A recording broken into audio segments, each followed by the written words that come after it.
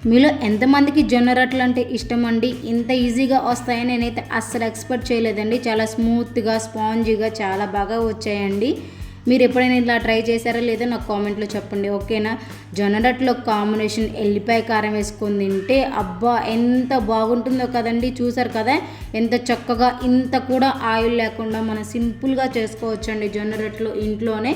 చాలామందికి చేయటం రాదండి. చాలా సింపుల్ ప్రాసెస్ అనండి. 1-2 సార్లు ట్రై చేస్తే ఆటోమేటిక్గా వచ్చేస్తుందండి. నేనైతే జొన్న రొట్టెలు వేడిగా ఎల్లిపాయ కారంలో పెట్టుకొని తింటే అబ్బా అమృతం అంటే అమృతం అండి. మీరు ఇలా ట్రై చేయండి, టేస్ట్ మాత్రం అదిరిపోతుంది. ఇంకా పులుసు కూరలో అయితే నాటుకోడి చికెన్లో ఇంకా బాగుంటుంది. ప్రాసెస్ ఎలా చేస్తానో చూపిస్తాను రండి.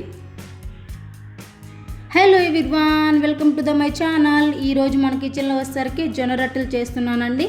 మెయిన్ జొన్న రొట్టెలు కావాల్సింది జొన్నలు కదండి. నేనైతే 1 కప్పు జొన్నలు తీసుకొని శుభ్రంగా 2-3 సార్లు ఏమైనా రాళ్ళబోలు ఉన్నాయేమని చూశానండి. ఏమీ లేవు. మంచిగా మిక్సీ పట్టుకున్నాను.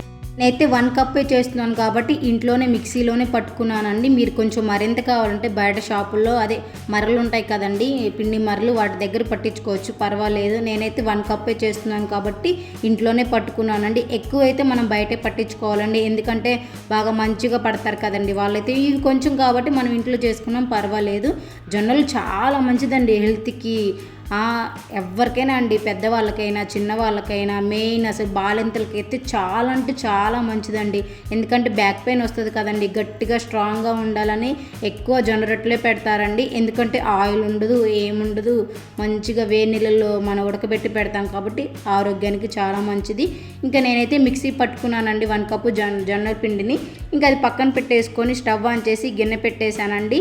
మెయిన్ ఇక్కడేనండి, 1 కప్పు జొన్న పిండికి 1/2 కప్పు వాటర్ అయితే సరిపోతుందండి. నేనైతే ముందే చూపించాను కదా వాటర్, అవి ఇంకంతే. స్టవ్ ఆన్ చేసి గిన్నె పెట్టేసి కళాయి వేడైన తర్వాత ఆ వాటర్ వేసేసి కొంచెం వేడైన తర్వాత జొన్నపిండి మనం ముందే మిక్సీ పట్టుకున్నాం కదా అది కొంచెం కొంచెం వేసుకుంటూ కలుపుకోవాలండి. 1 టీ స్పూన్ సాల్ట్ వేసి స్పూన్తో కొద్దిసేపు ఒక 10 నిమిషాలు అలా కలిపితే ఆ వాటర్ ఫ్లేవరు, నెయ్యి ఫ్లేవరు, సాల్ట్ ఫ్లేవర్ అంతా పిండికి పట్టేస్తుంది. కొంచెం గోరువెచ్చగా ఉన్నప్పుడే కలుపుకోవాలండి. అప్పుడే స్మూత్గా స్పాంజీగా వస్తుంది జొన్న రొట్టె మనకి ఎప్పుడైనా. చూసారు కదా చేయి కాలుతుంది, బట్ పర్వాలేదు. కొంచెం కూల్ వాటర్తో పక్కన పెట్టుకొని చేస్తూ అలా మంచిగా రౌండ్ షేప్ వచ్చేదాకా కలిపి పక్కన పెట్టేసుకోవాలండి.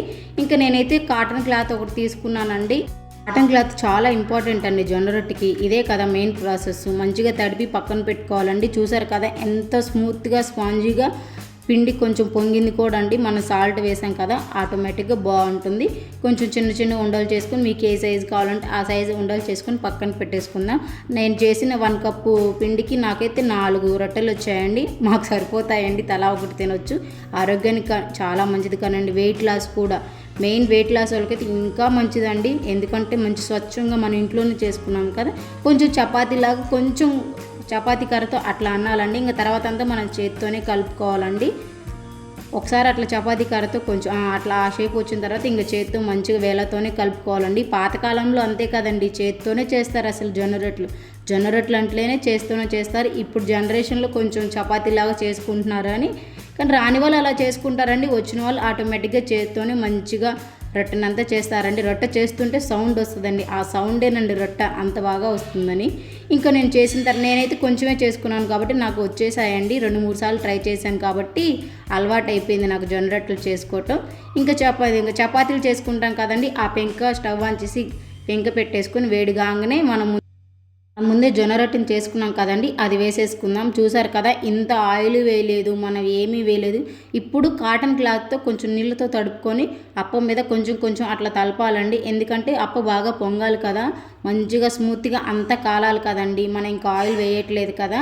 ఇంకా అట్లా కాలిన తర్వాత ఒక 5 నిమిషాలు అయితే కాలిపోతాయండి. ఎందుకంటే జొన్న రొట్టెలు కదా, లో ఫ్లేమ్లో కుక్ చేసుకోవాలి. అంతా బాగా కుక్ అవ్వాలి కదండి, పచ్చివాసన రాకుండా మంచిగా.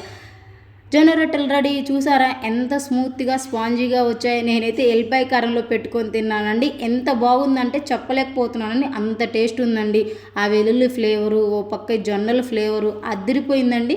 నేను ఎప్పుడు నార్మల్గా మా మమ్మీ నేను ప్రెగ్నెంట్తో ఉన్నది డెలివరీ అయినప్పుడు వేరేలాగదే కర్రీలో వేసి ఇచ్చిందండి. ఫస్ట్ టైం అండి ఎల్లిపాయ కారంలో తిన్నా, అదిరిపోయిందండి. ఎల్లిపాయ కారంలో అయితే జొన్న రొట్టె వేడిగా ఎల్లిపాయ కారం ఆ ఫ్లేవర్ తగులుతుంటే జొన్న రొట్టెలో అబ్బా ఎంత బాగుందంటే అంత బాగుందండి. మీ ఇంట్లో కూడా ఇలా తప్పకుండా ట్రై చేయండి. మా వీడియో నచ్చితే లైక్ చేయండి, మా ఛానల్ని సబ్స్క్రైబ్ చేసుకోండి. Thank you so much watching my video.